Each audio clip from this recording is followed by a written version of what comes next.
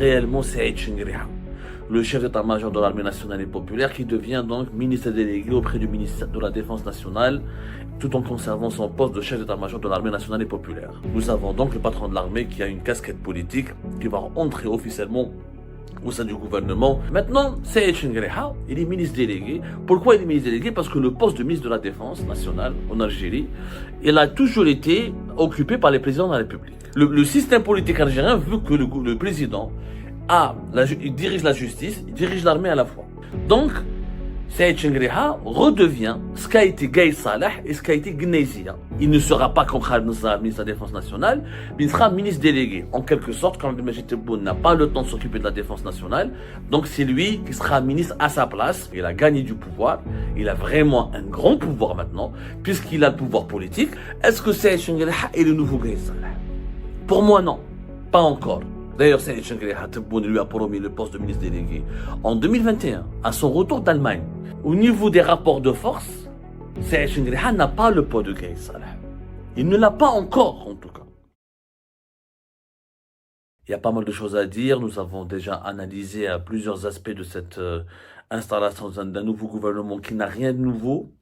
Et peut-être dans la principale nouveauté concerne réellement Saïd Chengheriha, le chef d'état-major de l'armée nationale et populaire, qui devient donc ministre délégué auprès du ministère de la Défense nationale, tout en conservant son poste de chef d'état-major de l'armée nationale et populaire. Nous avons donc le patron de l'armée qui a une casquette politique, qui va entrer officiellement au sein du gouvernement et qui pourra siéger au sein du Conseil des ministres et qui pourra donc parler aussi d'une voix politique, parce que jusque maintenant, il n'était que le patron opérationnel de l'armée, il n'était pas le patron politique parce qu'il n'avait pas la casquette politique. La casquette politique, c'est quand tu occupes une fonction politique qui te permet de participer aux réunions des autres ministres membres du gouvernement, de parler avec le président de la République sur certains dossiers qui relèvent aussi de la politique, parce que le chef d'état-major de l'armée, normalement, c'est un poste uniquement opérationnel. Alors ici, une explication s'impose. On vous l'a promis hier, beaucoup d'entre vous nous ont posé des questions et continuent à se poser des questions. Ce n'est pas la première fois que l'Algérie crée ce poste de ministre délégué auprès du ministère de la Défense nationale. Ça a toujours existé, en tout cas, à la fin de la décennie noire, ça a existé. Il y avait, comment on appelle ça, à l'époque de Bouteflika, deux postes. Wahed, à l'époque, c'était début du mandat de Bouteflika, dans les années 2000, le général-major Abdelmalek Gnezia, qui était ministre délégué auprès du ministère de la Défense nationale de mai 2005 à septembre 2013. Ensuite, de septembre 2013 jusqu'à 2019, le jour de sa mort, c'était Ahmed Gaïd Salah, qui lui était vice-ministre de la Défense nationale. Maintenant, Saïd Chengheriha, il est ministre délégué. Pourquoi il est ministre délégué? Parce que le poste de ministre de la Défense nationale en Algérie, il a toujours été occupé par les présidents de la République. Mais toujours été. C'est uniquement durant les années 90, où Khaled Nazar, au début des années 90, il a été ministre de la Défense nationale. D'ailleurs, vous pouvez faire des recherches. Ça a toujours été comme ça. La tradition politique veut en sorte que le ministère de la Défense nationale en Algérie, c'est les présidents des chefs d'État. Parce que le président de la République en Algérie, il est à la fois commandant des forces armées et premier magistrat du pays. L'Algérie est un pays, le régime il est présidentiel. Voilà, il n'y avait que Khaled Nazar dans l'histoire du pays. C'est Khaled Nazar, de 1990 à 1993, qui a été ministre de la Défense nationale. Après, c'était Yamin Zerouel, qui était chef d'État. Et avant, c'était Houari Boumediene ou Chadli Benjedid, qui était chef d'État, Mad Bouteflika et Tebboune. Toujours. C'est pas possible. Le système politique algérien veut que le président il dirige la justice, il dirige l'armée à la fois. C'est un président extrêmement fort. Il a tous les pouvoirs. C'est pour ça qu'on dit les vrais décideurs en Algérie, c'est les présidents. Oui, l'armée elle est derrière, mais l'armée est derrière justement. Mais celui qui a tous les pouvoirs constitutionnels, juridiques, de décision, c'est le président de la République. En Algérie, nous sommes dans une monarchie républicaine. Le président peut décider de tout. Il a tous les pouvoirs. Il habite le gouvernement, le parlement, il dit des nouvelles élections, il peut de la constitution, et oui, il propose une nouvelle constitution, et il dirige les forces armées, il dirige la justice, il a tous les pouvoirs. Donc, Saïd Chengriha redevient ce qu'a été Gaï Salah et ce qu'a été Gnezia. Il y a de cela depuis, durant les 20 dernières années de Abdelaziz Bouteflika. Il ne sera pas comme Khaled Nasser, ministre de la Défense nationale, mais il sera ministre délégué. En quelque sorte, quand Abdelmajid Tebboune n'a pas le temps de s'occuper de la Défense nationale, donc c'est lui qui sera ministre à sa place et devra lui rendre compte. Il sera celui qui dirigera le ministère de la Défense nationale à la place du président de la République, qui a d'autres chats à fouetter et qui a beaucoup de dossiers à gérer, donc il lui délègue. C'est pour ça qu'on n'a pas le ministre délégué. Jusque-là, en l'absence d'un ministre délégué ou d'un vice-ministre, le ministère de la Défense nationale était géré par la présidence et le secrétaire général qui est du ministère de la Défense. Maintenant, Chengriha, et encore une fois, il a gagné du pouvoir, il a vraiment un grand pouvoir maintenant, puisqu'il a le pouvoir politique, d'être la casquette politique et d'avoir la possibilité de gérer le ministère de la Défense nationale et de parler au président en tant que politicien, en tant que politique, et non pas uniquement en tant que chef opérationnel de l'armée. Cette situation n'est pas inédite, puisque, encore une fois, je rappelle, Ahmed Gnezia, lui aussi, Abdelmalek Gnezia, il était chef d'état-major de l'armée. Il était chef d'état-major de l'armée entre juillet 1990 et juillet 1993. Ensuite, il était parti il est devenu diplomate. Il est resté ambassadeur depuis à Berne, en Suisse, jusqu'à 2000.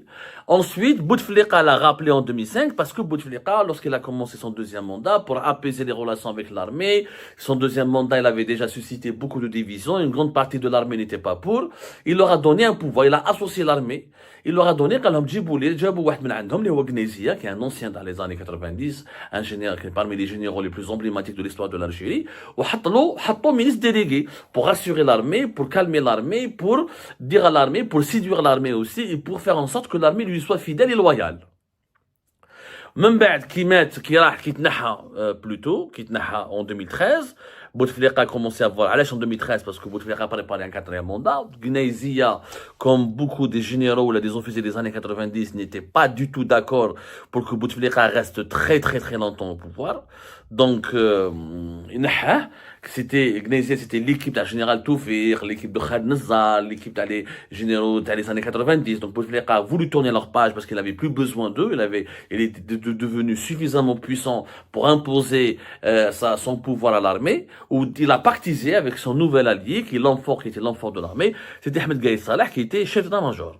Le chef d'état, toujours en Algérie, les chefs d'état-major, qui est Abdelmalek Gnezia, pour que quelqu'un puisse être ministre délégué auprès du ministère de la Défense nationale, il faut qu'il ait déjà été chef d'état-major de l'armée. C'est le cas de Ahmed Gaï Salah. Ahmed Gaï Salah, qui donc, il a commencé d'abord par être un chef d'état-major de l'armée en 2004, c'est ça? De 2004, de 3 août 2004 jusqu'à sa mort, 23 décembre 2019. Et c'est en septembre 2013, quand Abdelaziz Bouteflika préparait la route pour son quatrième mandat, il a commencé à liquider les officiers qui n'étaient pas d'accord ouvertement avec son quatrième mandat, parce qu'il lui fallait une loyauté absolue de l'armée. Il a utilisé Gaï Salah. Gaï Salah, vice-ministre. Vice-ministre, c'est pas ministre délégué, pourquoi? Parce que Bouteflika voulait donner l'impression, il a voulu faire de Gaï Salah un homme plus puissant que Abdelmalek Gnezia. Vice-ministre, il est directement mon bras droit. Je ne lui délègue pas les pouvoirs. Le poste de vice-ministre n'existe pas réellement. Dans l'architecture politique, dans le mode d'organisation des républiques centralisées, c'est le poste de vice-premier ministre qui existe. Vice-premier ministre, ça existe. Mais vice-ministre, ça n'existe pas. C'est donc, vous trouvez ce poste que dans les pays, républiques bananières, les dictatures où il faut partager du pouvoir, où il faut faire des jeux où il y a des jeux de pouvoir, où il y a de la ruse, où il y a de l'opacité, où il y a les rapports de force qui doivent être garantis entre les différentes composantes du régime. Ce sont les régimes dictatoriaux et autoritaires. Bouteflika a vice-ministre pour dire que Gaï Salah est son bras droit et son allié, et qu'il a plus de pouvoir que le ministre délégué. Vice-ministre, tu es mon second. Je ne te délègue pas. Tu diriges avec moi. Tu es aussi impliqué. Tu es pratiquement le ministre. Maintenant, j'ai dit le ministre de la Défense nationale. Personne ne peut le mettre encore parce que ce poste revient de droit au président de la République. Il n'y a pas un article dans la Constitution c'est pas une obligation constitutionnelle.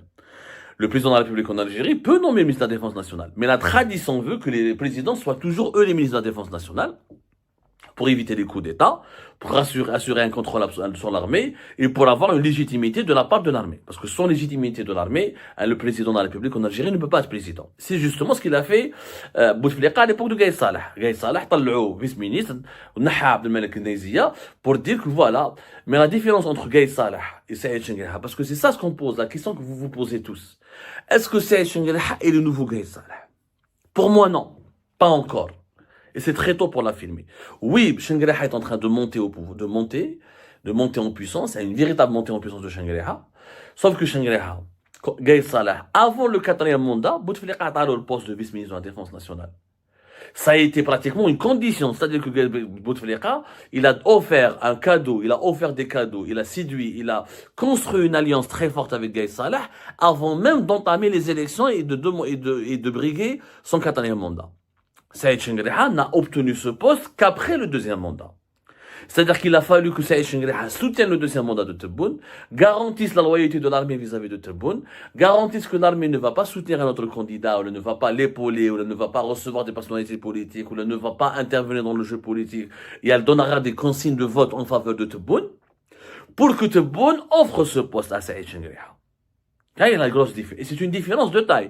Ça veut dire que Saïd Chenguereha, jusqu'à l'élection, jusqu'au 2e mandat de Tebboune, il n'avait pas cette force. D'ailleurs, Saïd Chenguereha, Tebboune lui a promis le poste de ministre délégué en 2021, à son retour d'Allemagne. Quitterait Tebboune malade en février 2021 de l'Allemagne, après avoir survécu miraculeusement à son infection grave au coronavirus Covid-19. Et comme Chenguereha ne l'a pas renversé, il est resté loyal, n'a pas cédé les appels à l'époque, l'opposition appelait, il faut destituer Tebboune, l'armée doit le destituer, il n'est pas capable de diriger le pays, il est malade, il est trop absent, il s'est absenté pendant plus de 6 mois quand même, on doit tourner la page. Chenguereha n'a pas voulu faire ça. À l'époque, il était intérimaire, d'ailleurs, rappelez-vous. Il était intérimaire. Intérimaire jusqu'à juillet. Chenguereha قعد intérimaire jusqu'à juillet 2020, si je me trompe pas. Voilà. En tout cas, il n'avait pas beaucoup de pouvoir. Chenguereha à l'époque, il était encore nouveau dans son poste. L'armée était divisée entre elles. Il y avait Chenguereha, il y avait comment on appelle ça? Il y avait les officiers, t'as les généraux, t'as le clan d'Agaï Salah. C'était problématique, c'était vraiment problématique et très difficile pour Saïd Chenguereha de prendre des initiatives à l'époque. Il n'avait pas les pleins pouvoirs sur l'armée. Et c'est pour ça que Tebboune Femme d'ailleurs, il n'a jamais exécuté sa première promesse de 2021 jusqu'à 2024, où Saïd Chenguereha a été déçu parce que les conseillers de Tebboune ont dit à Abdelmajid Tebboune, écoute, on lui donne rien, on lui fait pas de cadeau. C'est vrai qu'il a été fidèle pendant la période d'hospitalisation en Allemagne, mais il n'avait pas le choix parce qu'il n'avait pas le plein pouvoir. Il y avait encore les officiers de Gaï Salah, il y avait encore les Leshkhem, il y avait Wassine Bouazzane est tombé qu'en 2020, mais Odokhren, les Abdelhamid Gharis, les Akroum, il y avait pas mal de chefs de légion encore qui étaient fidèles à Gaï Salah. Comme Chenguereha, il n'avait pas encore un pouvoir important il n'était pas comme Gaï, il n'était pas l'homme fort de l'armée, il n'était pas celui qui dominait, il n'était pas le leader incontestable de l'armée. Donc, Tebboune n'avait pas vu la nécessité d'exécuter cette promesse. Il aura fallu que l'été 2024, Tebboune discute franchement avec Chenguereha et lui dit, écoute, cette fois-ci, je vais tenir ma promesse. Avant la fin de l'année 2024, je fais les élections présidentielles 7 septembre. Voilà, il était d'accord pour que Chenguereha était d'accord pour le 7 septembre 2024, où là, il y a eu un deal. Chenguereha Tebboune, tu me soutiens, tu me garantis le 2e mandat, je te garantis le poste de ministre délégué. Donc, au niveau des rapports de force, Saïd Chenguereha n'a pas le poids de Gaï Salah. Il ne l'a pas encore, en tout cas. Maintenant, on verra ce qui va se passer. La différence entre Gaï Salah et Saïd Chenguereha, c'est que Gaï Salah pouvait se permettre de parler à Bouteflika en direct, face à face, de lui dire ce qu'il pense de pas mal de dossiers. Gaï Salah, il avait un problème direct avec Saïd Bouteflika qui était le frère et le conseiller le plus influent de Abdelaziz Bouteflika. Saïd Bouteflika n'a jamais pu dégager Gaï Salah, alors qu'il a testé, il a essayé de 2017 jusqu'à 2019 de le dégager, il n'a jamais pu. Alors que Saïd Chenguereha a essayé, il est confronté au pouvoir de certains conseillers de Tebboune qui Bouanam, et Saïd Chenguereha a du mal à vraiment exiger de Tebboune de se débarrasser de ses conseillers qui ont pris du pouvoir important et qui exercent une influence importante sur les institutions de l'État. Chenguereha et Tebboune s'entendent, se serrent les coudes, se soutiennent, se parlent, mais Ce n'est pas comme le duo Gaïd Salah Bouteflika. Gaïd Salah avec Bouteflika, il était plus franc avec lui, il s'imposait davantage, et Bouteflika ne pouvait rien faire sur certains dossiers sécuritaires et militaires après avoir consulté sans consulter Gaïd Salah. Tebboune consulte Saïd Chengriha, mais sur pas mal de dossiers, il ne lui dit rien. Par exemple, la nomination du patron de la direction de la documentation de la sécurité extérieure, le général Sadaq Lehoua Fathi Moussaoui, Chengriha n'était pas au courant. Il n'a pas été consulté, on ne lui a pas demandé son avis. D'ailleurs, ça a créé une crispation et un froid entre Tebboune et Chengriha. Ensuite, les deux hommes se sont revus, l'état-major et la présidence ont éclairci ce problème. On a dépassé cette crispation. Et pour vous dire, à l'époque de Bouteflika, non. Bouteflika, il consultait Gaïd Salah. Pour lui, c'était un bras droit, un vrai bras droit. Pour le moment, Chengriha est le collaborateur de Tebboune. Il est l'allié de Tebboune, mais c'est pas encore son bras droit. Ils sont pas interdépendants. Bouteflika et Gaïd Salah, il a dit toujours, quand on a voulu entre 2017 et 2019 faire pression sur Abdelaziz Bouteflika pour remplacer Gaïd Salah, lors d'une rencontre avec Gaïd Salah, c'était bien avant 2018, entre 2017 et 2018, alors, on est venus ensemble, nous partirons ensemble. Et en 2014, Gaïd Salah avait dit aussi la même chose à Bouteflika sur le 4e mandat, quand il est parti le voir en 2013 à Paris, lorsqu'il y avait les généraux Taoufir et certains généraux des années 90 et les officiers du DRS qui activaient dans les coulisses pour empêcher le 4e mandat. Gaïd Salah il a dit à Abdelaziz Bouteflika, nous sommes venus ensemble, nous partirons ensemble. Donc il y avait une véritable alliance interdépendante entre Chengriha et Tebboune. Les deux hommes s'affichent partout. D'ailleurs, c'est pas vraiment du choix de Chengriha. Tebboune insiste absolument pour que Chengriha soit avec lui partout, pour planter un arbre à Djelfa, pour inaugurer la foire à Alger. Pourquoi? Parce que Tebboune, comme il a un déficit de légitimité, comme il a un problème avec ça, un complexe de légitimité de 2019 à 2024, comme il a été mal élu en 2019, il a toujours fait en sorte, durant son premier mandat, que Chengriha soit à ses côtés pour marquer que le soutien de l'armée, que l'armée est toujours avec lui, toujours à ses côtés, que l'armée lui est loyale. C'était pour rassurer l'opinion publique internationale et nationale. Donc il a utilisé Chengriha pour se légitimer. Bouteflika n'avait pas besoin de le faire avec Gaïd Salah. Et Gaïd Salah n'éprouvait pas le besoin de le faire avec Bouteflika, puisque Bouteflika n'a pas été mal élu en 99, ni mal élu plus tard, même s'il a été mal élu en 2004, mais il avait un bilan, il avait une légitimité historique, une légitimité révolutionnaire, de par son parcours, Ma'boumedine, etc. Et avec Gaïd Salah, l'alliance ne constituait pas à asseoir une légitimité. C'était la pérennité du pouvoir. Bouteflika a fait une alliance avec Gaïd Salah pour que son pouvoir reste pérenne, pour que son pouvoir dure dans le temps, pour collectionner les mandats présidentiels. Alors que Tebboune et Chengriha ont fait une alliance pour asseoir leur légitimité. Lui, Chengriha avait besoin d'une légitimité au sein de l'armée, et Tebboune avait besoin d'une légitimité sur le reste du pays, donc il avait besoin du chef d'état-major de l'armée. Haïlik, la grande différence, c'est pour ça que pour moi, factuellement parlant, Saïd Chengriha n'est pas encore Gaïd Salah. C'est l'un des hommes forts du régime. C'est pratiquement c'est parmi les hommes les plus forts du régime. Mais ce n'est pas encore l'équivalent d'un Gaïd Salah ou d'un Khaled Nazar. Et ben voilà les amis, c'était ça. Je vous remercie toutes et tous sans exception comme d'habitude pour avoir suivi la vidéo jusqu'à la fin et toutes nos vidéos. Je vous remercie pour vos commentaires et pour vos réactions. N'oubliez pas de nous laisser des commentaires sur le sujet de cette vidéo et aussi de vous abonner à la chaîne si vous n'êtes pas encore abonné. Donc voilà, je vous remercie encore pour votre soutien à la chaîne, pour vos abonnements et pour toutes vos réactions et pour vos commentaires très diversifiés. Et j'espère pouvoir toujours être à la hauteur de vos expectations. Donc voilà, merci encore une fois et à la prochaine dans une nouvelle vidéo. Au revoir.